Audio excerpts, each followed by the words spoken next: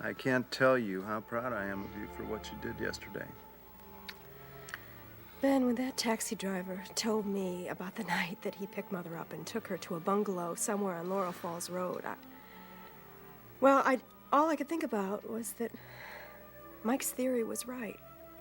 That Mother deliberately took valuable things and placed them in Jennifer's bungalow to make it look like she'd been stealing from us. I really had no choice. But yeah, sure you had a choice. You could have kept it to yourself, but you didn't. Took that guy straight down to see Judge Simmons and helped Mike get Jennifer another trial. Well, I had to. I know, but some people wouldn't have felt that way.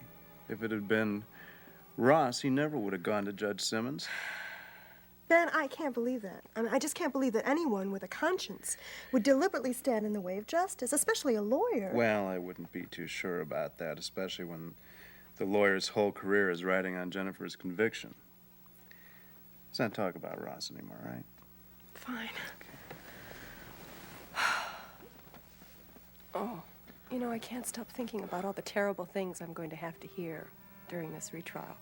Well, you just keep remembering that you want to learn the truth this time. I know. But if I ever have to accept that Jennifer was telling the truth and my mother actually tried And don't jump to conclusions either. Right?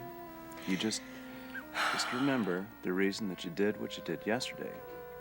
And that'll get you through whatever comes out in court. I want to know the whole truth, Ben, I really do, but it just terrifies me to think about what that could be. Come on. And that's about all I can tell you, Mr. Stafford, without getting into a lot of medical jargon, which I think would only confuse you. Justin, you said that you watched the same operation being performed a short time ago. Was the patient about Dad's age? Yes, he is. He'd also had a previous operation to repair a rupture in the papillary muscle, just like your father. And how's he doing now? Well, he's leading a much more normal life with a lot less restrictions. Well, I think you'd settle for that, wouldn't you, Dad? Oh, I'd settle for anything to get rid of these round-the-clock nurses, housekeepers, you flying back and forth to London every couple of weeks. I feel like a helpless invalid now. Oh, I know you do, Mr. Stafford, and that's only causing you more anxiety. This is the worst possible thing for your condition.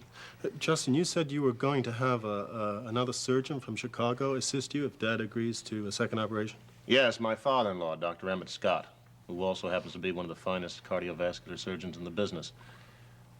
Now, Mr. Stafford, neither Dr. Scott or myself can guarantee a total recovery, so the decision has to be totally yours.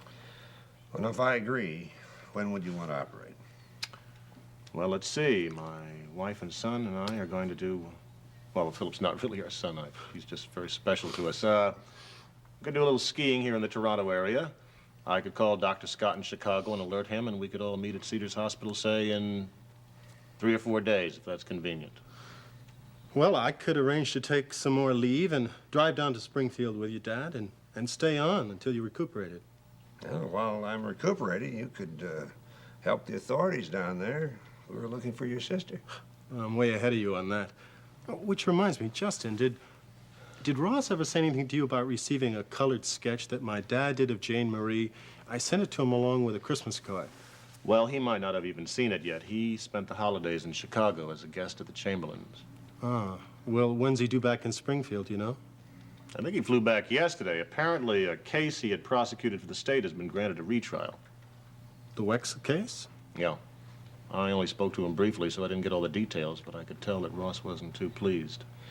You know, I still find it hard to believe that the same woman who came down here and asked me all those questions about your sister came to such a violent end. I'm waiting for an answer, Mr. Pearson. You haven't asked me one real question yet. Now, all you've done since you've walked in here is just throw around a lot of insulting insinuations, and I don't like it a bit. All I need is for you to explain this bill that you submitted to Mrs. McFerrin, and I'll leave. Well, my explanation is that I performed a lot of services for Mrs. Wexler, and I never got paid. So, You claim that you're a private investigator who does financial advising on the side. That's right. May I ask what qualifies you to be a financial advisor? Well, Mrs. Wexler, she thought that I was qualified, and that's why she hired me. But now she's dead, and I just want my money. And Mrs. McFerrin wants you to have your money after I verify the fact. Well, maybe you don't realize this, but Mrs. McFerrin had me work for her also when I first started to work for her mother. Perhaps you did. Perhaps you did, Mr. Pearson, but that was before I was in charge of either Mrs. Wexler's or Mrs. McFerrin's affairs. And now that I am, you're simply going to have to be a lot more specific about this before I can approve the bill for payment. Well, I don't have any time for that now. Let's just forget the whole thing, all right? No, I think it's too late to forget about it, Mr. Pearson. Since you won't give me the answers I'm looking for, I'll simply turn this bill of yours over to the police and let them investigate the matter. Good day. Mr. Colby, now, wait a minute now. I don't want the police involved in all of this. Somehow I didn't think you would. So why don't you just tell me what you really did for Mrs. Wexler? You sure this outfit isn't too dressy to wear in court? No, not at all. I think it's lovely, and I think the judge will like it, too. Thanks, Jenny. Listen, keep your fingers crossed, okay? I will. Of course I will. And listen, when I get out of here, I'm gonna pay a visit to that lawyer of yours and tell him to get moving on your new trial. Oh, no, don't do that. Well, I don't want another trial. It would just hurt a lot of innocent people. Here you go, Jennifer. Why are you giving me my clothes? Well, you want to look nice when you go to court this afternoon, don't you? Court? Yeah, that's the word I got. They're going to start choosing the jury for your new trial today. You got to be there. Jen, I told you it happened. I told you.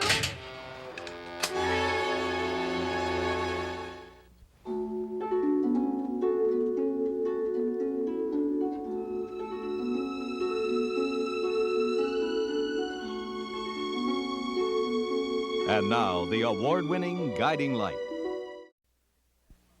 Well, now, you may think it's a streak of bad luck, Sanchez, but I know for a fact that Alan Spaulding accidentally found out that you and your men headed for St. Thomas to search for Dr. Moreno, and I'm just as sure that Alan knew for a fact that you were planning to meet his yacht yesterday morning.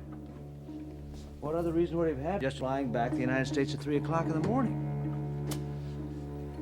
Yeah, well, you just as well go ahead and check out the villa that he and his company rented down in Jamaica, but if you don't find anything, I'm afraid I'm gonna have to call the whole thing off.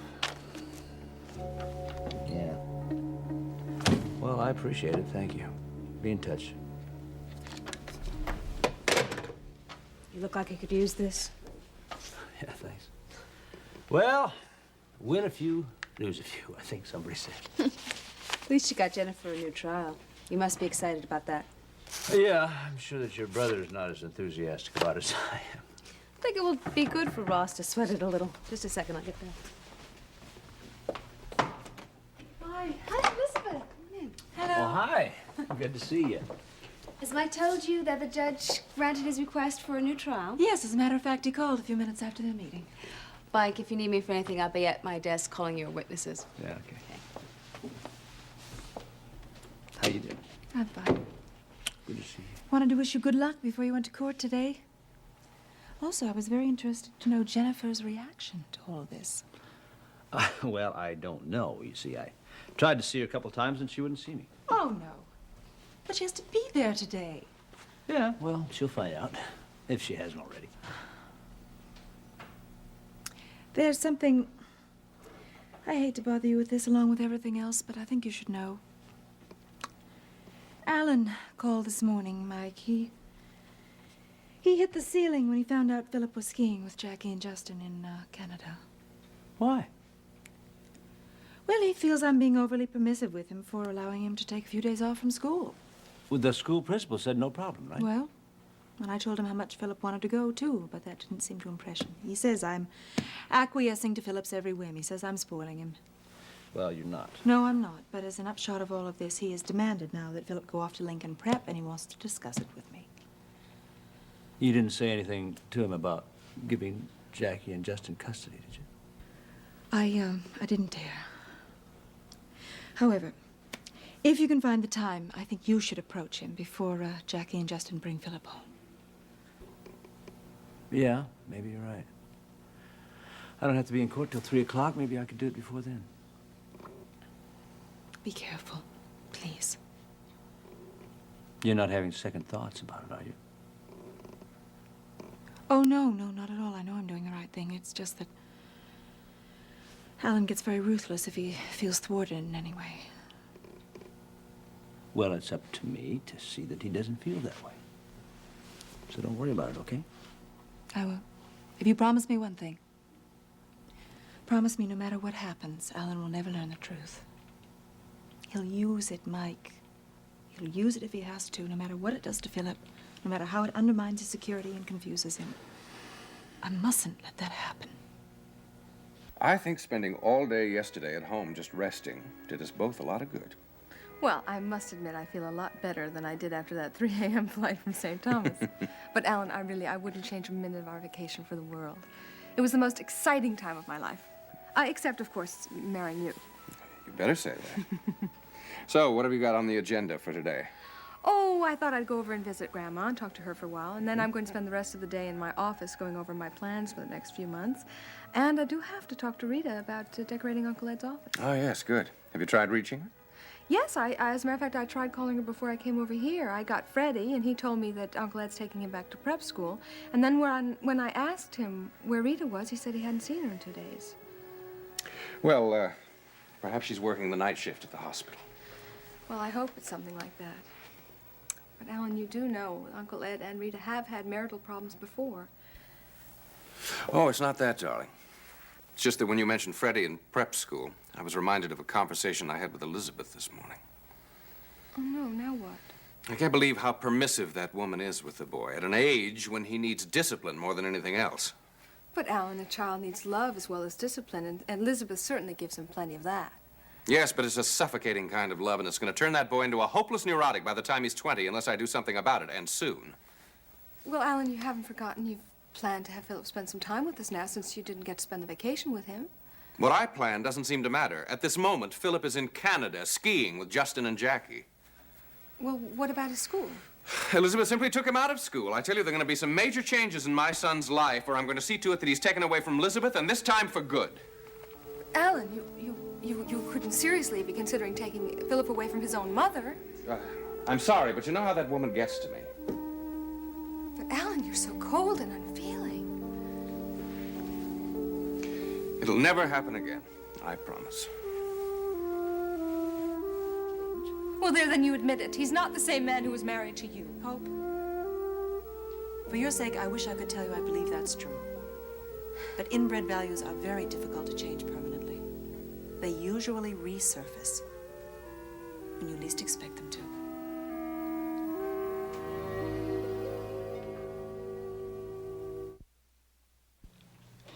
Mr. Stafford, I think you've made the right decision. Now, if you're going to drive to Springfield, is 3 days going to be enough time to make that trip comfortably? Oh, no problem. We'll take it nice and easy. I'll see that the drive doesn't tire him out too much. I guess I should try to contact Ross and let him know I'm coming, but I suppose with this new trial now, he won't have much time to help me in my search for Jane Marie. Well, I don't know about that. I know that besides this retrial, Ross is also trying to get a political career rolling with the help of the Chamberlains.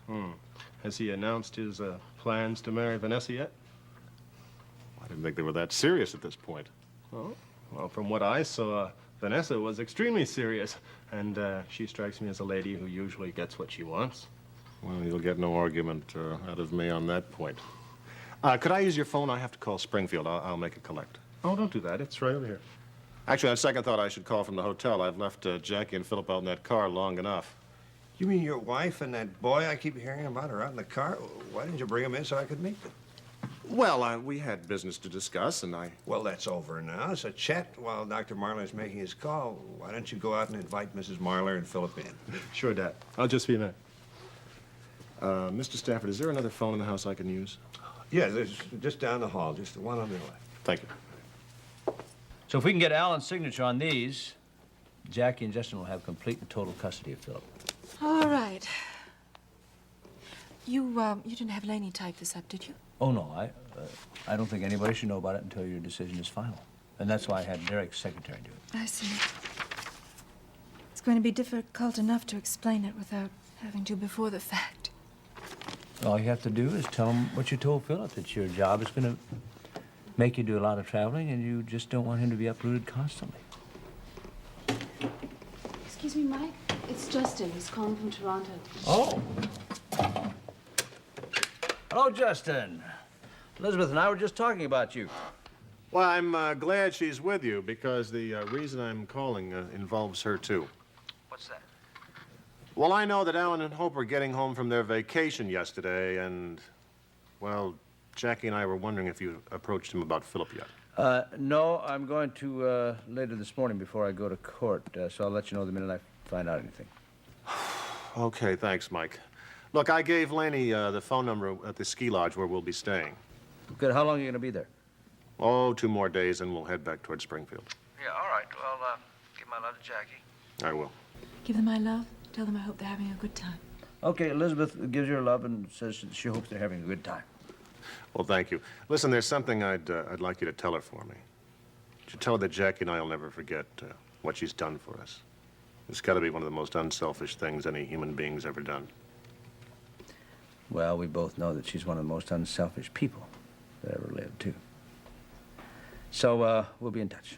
Right. Bye, Mike.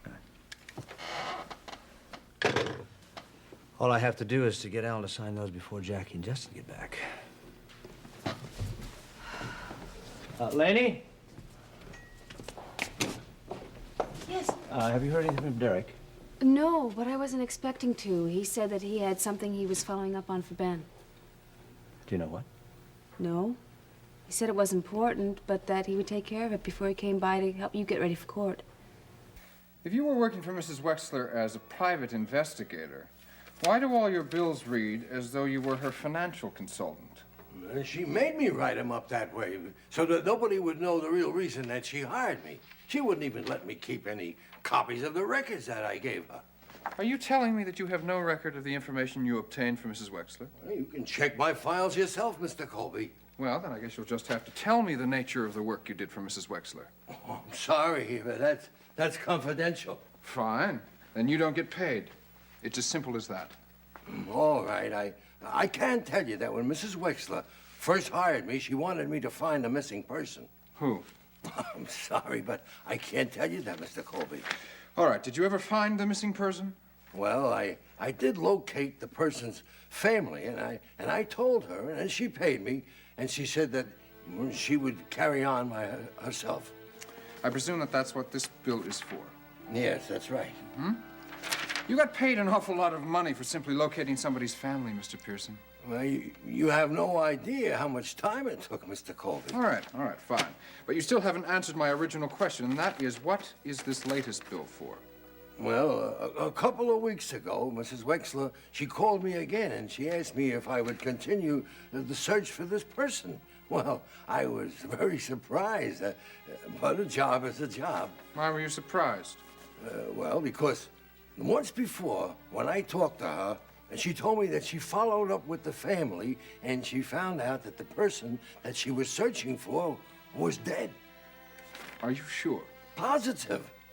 Naturally, I was surprised when she came in here and she told me that the person wasn't really dead at all.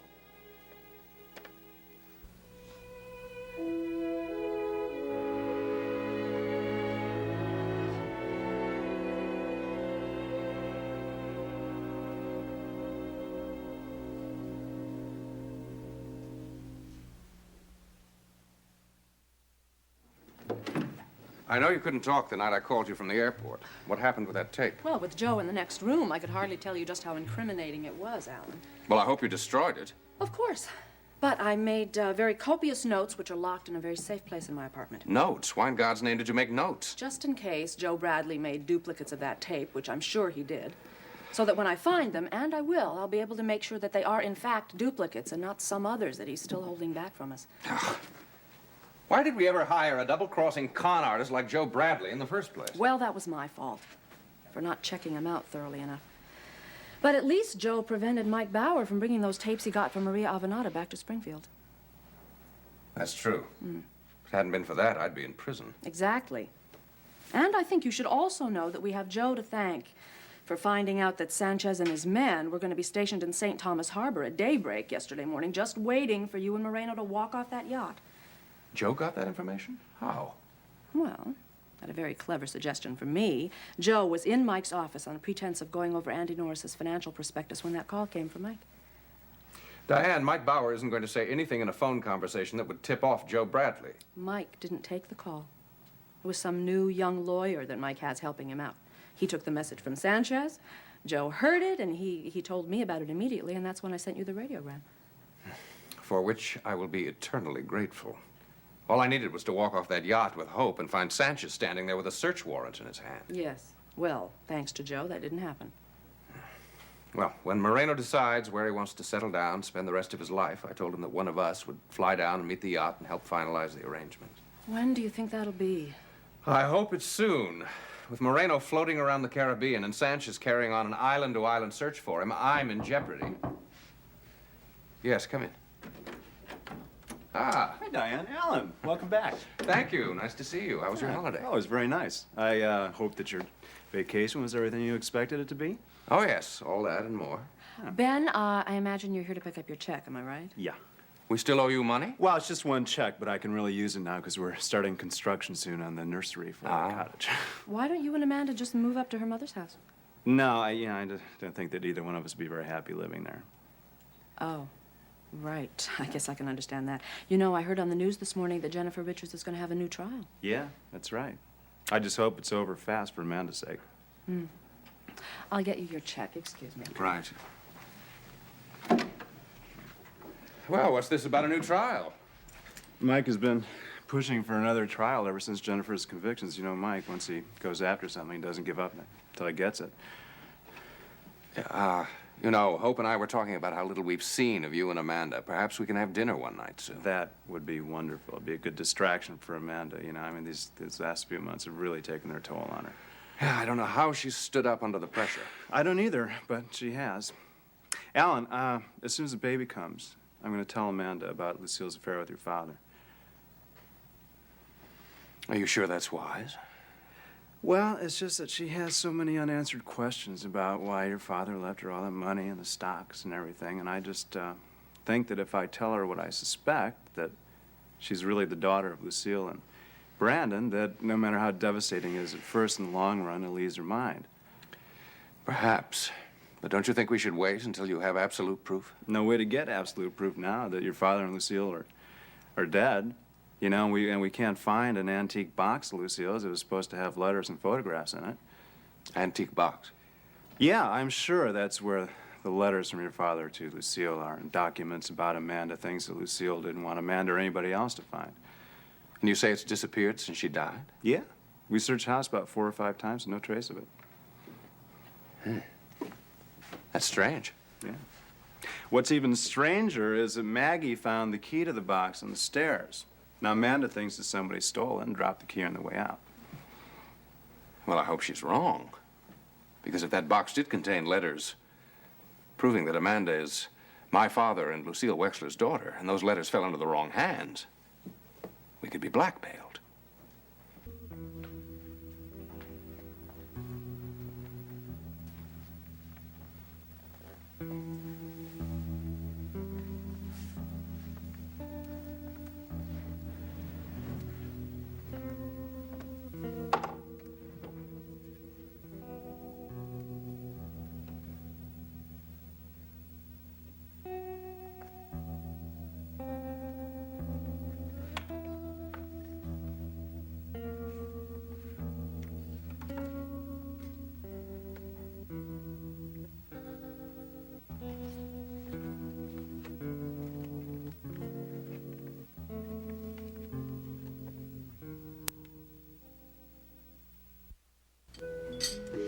And then Alan came into the stateroom, woke me up, and took me over to the porthole. And when I looked outside, we were sailing right toward my own island. Oh, I wish I could have been there to see the expression on your face when you realized that Alan had planned this whole elaborate scheme just to surprise you. Surprise me, Grandma. I was shocked. I couldn't. Well, you look certainly wonderful now, Oh, Hope. thank you. I feel just great. Except I feel even better if I found out just one other piece of news. And what's that? That I was pregnant, and that our baby was conceived on our island during the most wonderful vacation any man ever planned for his wife.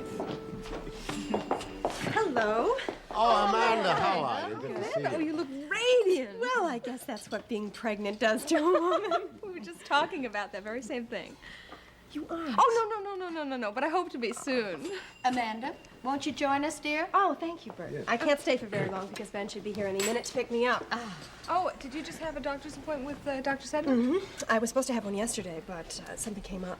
So I was lucky that she rescheduled it for this morning. Oh, yes, Grandma was telling me about the new trial. I hope it's not going to be too much for you. I'm not going to let it be. I promised myself that the only time I'm going into that courtroom is when I'm asked to testify. Amanda, I just want you to know how much it meant to Michael that you were the one who brought forth this new evidence, evidence he needed to get the judge to give Jennifer another trial. Bert, it's just very important to me right now to find out the truth, whatever it is, so I can go on and start a life with Ben and our new baby. I couldn't agree more. Hi, you come in. Everybody, how you doing? Oh my God, look at that tan. I'm jealous. Huh?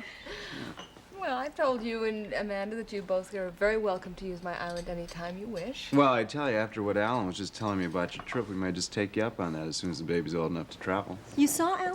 Yeah, I just stopped by the office. Oh, I wish you had waited for me so that we could go together. I haven't seen Alan in a long time. Mine was just saying the same thing about you. As a matter of fact, he invited us to dinner one night soon, so why don't we stop by on the way back and you can accept. Oh, yes, do that. And then you and I can get together and decide when it would be convenient time for all of us. All right. Well, it was nice seeing all of you. Nice seeing you. Okay, take care. And give our Amanda, love Ben. to Alan. I will. We will. See you later. Bye. You know, I feel so sorry for that young woman. Well, they've been through a great deal of tragedy, both of them, but they look pretty happy to me now, Bert. I know. And much as I want Michael to be able to clear Jennifer, I just wonder how Amanda's going to react when she realizes it was her mother who tried to kill Jennifer. Well, I'm just grateful that Ben's there to help her through it all. Of course. Yes, and so am I, too. Ooh, I better get to my office.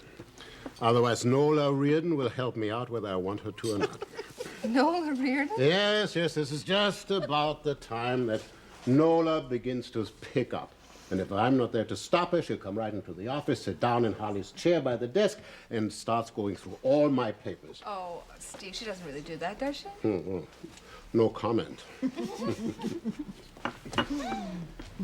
Well, listen, Grandma, as much as I would love to just sit here and talk with you all day, I better find Rita and start working on the plans for Uncle Ed's office. I wish you'd wait and see Ed first. You can't see him now because he's driving Freddie back to school, but... Well, no, but I don't have to talk to Uncle Ed. He knows about it. It was Rita's Christmas present to him. Grandma, what's wrong? There's something on... The expression on your face is... Darling, I want you to promise me that you won't repeat this to anyone. Repeat what? Rita and Ed have separated again. Oh, no. Yeah. Grandma, you know, I told Alan this morning that I called over there and Freddie answered the phone and told me he hadn't seen Rita in a couple of days, and somehow I suspected something was wrong. Well, Rita's moved back to her own apartment. Grandma, look, I promise you I won't tell anybody else, but I have to tell Alan. I mean, we're neighbors, and he'll be just as shocked as I am. Lori told me to come on in. Yes, of course. I was surprised when she buzzed me and said that you wanted to see me. So how's Hope? Marvelous. We had a wonderful holiday. Yes, Mom said that you went down to the island that you gave her. Yes, I planned the surprise for months. Well, please, sit down. Thank you. Ben McFerrin was here earlier. He told me he was starting jury selection this afternoon for Jennifer Richards' new trial. Yeah. So it doesn't give me much time. I better get right to the point. Of course. I'm here to represent Elizabeth. In what capacity? Well, she's very concerned about Philip. And she's made a number of decisions about his well-being from this point in his life. Does this have anything to do with the telephone conversation that Elizabeth and I had this morning? Yeah, indirectly, yes. The point is that she's going to be spending a great deal more time in her photographic career. And while she's raising Philip on her own, she felt that... Excuse me. Elizabeth does not support my son on her own. I contribute handsomely. While we're correcting each other, I think you're aware that I know just as well as you do that Philip is no more your son than he is Elizabeth's. Where is this leading? as I started to say. She believes that her career is going to take her traveling a great deal more, and rather than have Philip travel from place to place, she feels that he should have a permanent feeling about home, as much as she'd like to have him with her. Well, for once, Elizabeth and I are in total agreement. I'd never allow it. As far as allowing it is concerned, you have nothing to say about it. Elizabeth is Philip's legal guardian, and as such, she has the right to make all decisions affecting his future. However, if at any point I feel that she is not acting in our son's best interests, I am perfectly free to go to a juvenile judge and file a complaint. That is my right as his legal father. I'm aware of that. I helped draft that document, if you recall. So what you're really here to discuss is Philip's future. Well, my feeling is that he should be enrolled at Lincoln Prep, where he can have the kind of education I'm not really, here to discuss your feelings about Philip. I'm here to discuss Elizabeth's feelings about Philip. And what are Elizabeth's feelings? Well, as you're no doubt aware, Philip has begun to feel that Justin's home is his own. And now that Justin and Jackie are legally married, Elizabeth has signed a document which gives them legal custody of Philip. She's done what? That's right. And she would like you to sign that to make it legal and binding. Never. Never in this world.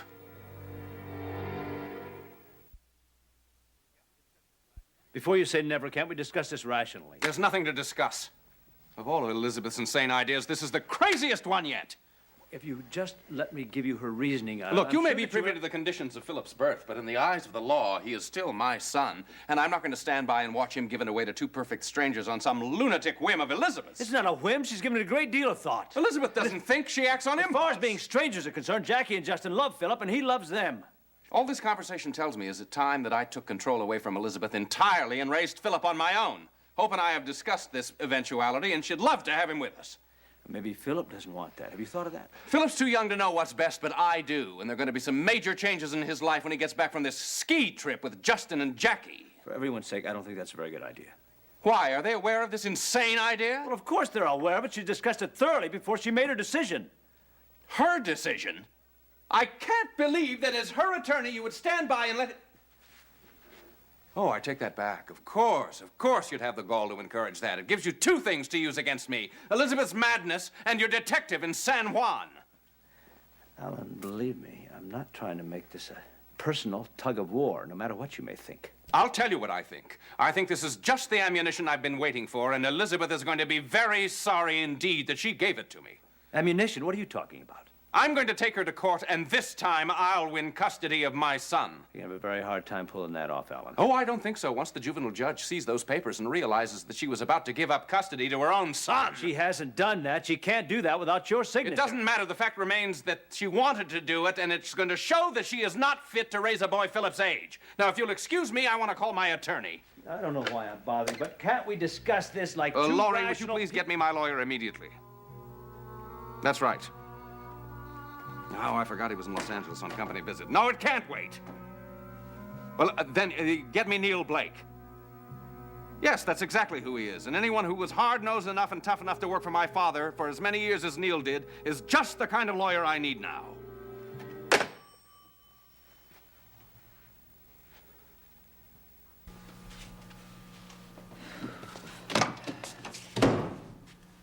What happened? I don't know why I ever thought I could deal rationally with Alan Spaulding. Oh, no. What? What happened? Well, when I presented him with your idea, he just started making all kinds of threats and exploded, and I just walked out. What kind of threats? Well, he was on his phone with a lawyer. He was going to start proceedings to get legal custody of Philip. Mike, no. No, we can't let that happen. Don't worry. I told you it would not happen, and I'm going to see that it doesn't, so don't worry, all right? All right, but you know the agreement. If it looks as if Alan would get custody of Philip, Jackie, Justin, and I will give up the entire plan. Yes, I know. But if Sanchez could find Moreno, we wouldn't have to worry about it because Alan Spaulding would be in jail within a month. Oh, Mike. Alan's so vindictive. I have a feeling I have started something that's going to turn into a hornet's nest for all of us, including Philip.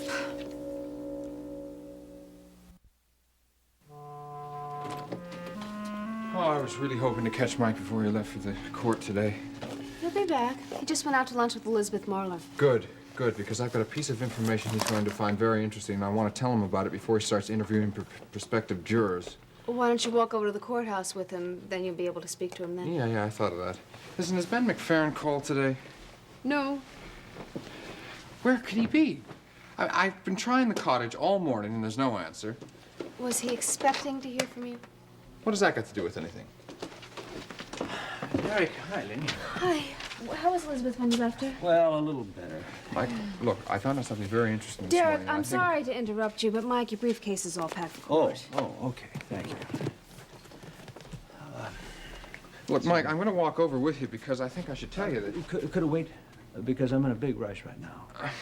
All right, I'd like it if you could stay here, and then if Sanchez calls, you could get over to the courtroom right away and tell me what happened. Sure. Then we'll talk about it later. Is that all right? Yeah. Oh, by the way, you know when I talked to you about Sanchez meeting the Spaulding yacht? Mm-hmm. You didn't by any chance say anything to anybody about that? No, of course not. Yeah, well, I didn't think so, but I just had to ask. Mm-hmm. Mike, wait a minute. Now, there was somebody here when you called.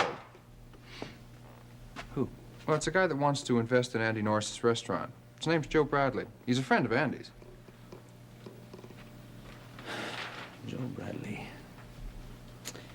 Also works for Spaulding Enterprises. Oh. Mike, I'm sorry.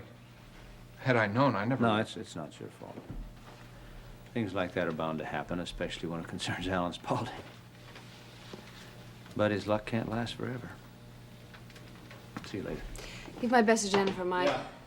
I can't believe I let something that important slip out. Just goes to show you're human. Just like the rest of us. What exactly is that supposed to mean? Think about it for a while. If you still don't know, I'll be in my office.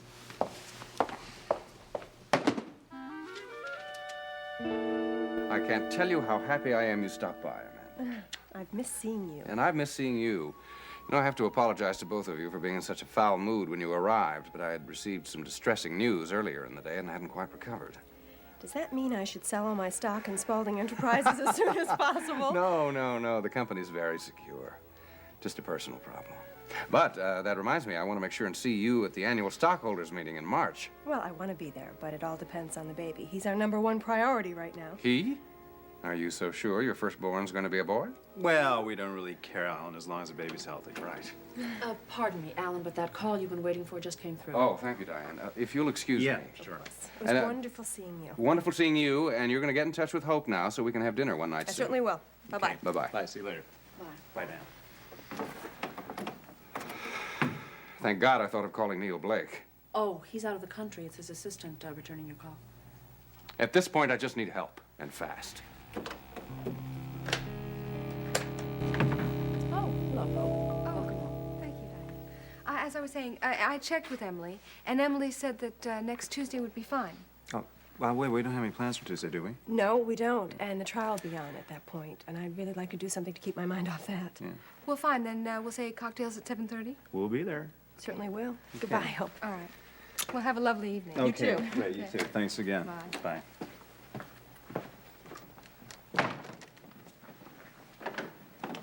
In that case, the minute Neil gets back, have him call me. I don't care. I'm so angry at this point. All I can think of is getting my son away from that lunatic for good. And if that means totally discrediting Elizabeth as a mother and bringing out her long history of mental illness, then do it. That's fine with me.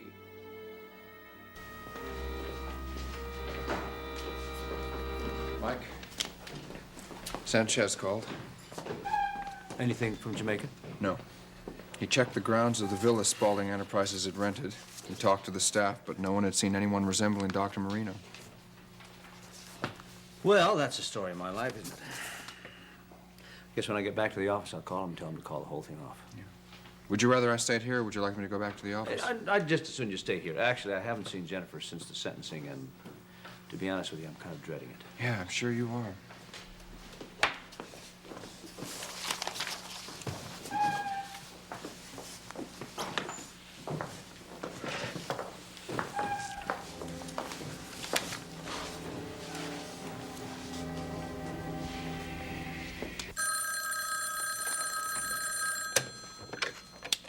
Mike Bauer's office. I'm sorry. Operator, could you please speak up? I'm having trouble hearing you. Oh, overseas for Mr. Bauer. He's in court. I have no way of reaching him at the moment. May I take a message? Yes, I'm Mr. Bauer's secretary. Of course I'll speak to the party. Oh, yes. Hello. My name is Neil Blake. Yes, Mr. Blake. I'm still in Australia. I just got an urgent message to call Mike Bauer. Yes, he's been expecting you to call. Has he? Could you please tell me what this is about?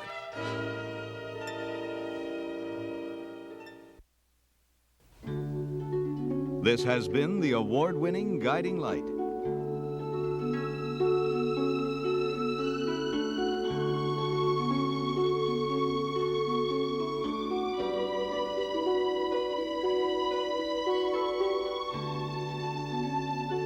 Fashions provided by Lily Rubin Salon South Southwest and Barney's. Furs by the Christie Brothers.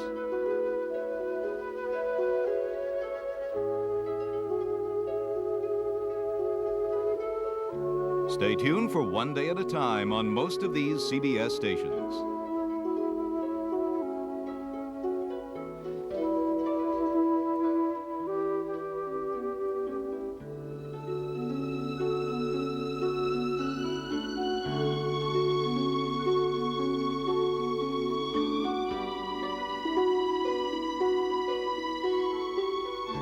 Be sure to be with us Monday for another full hour of The Guiding Light.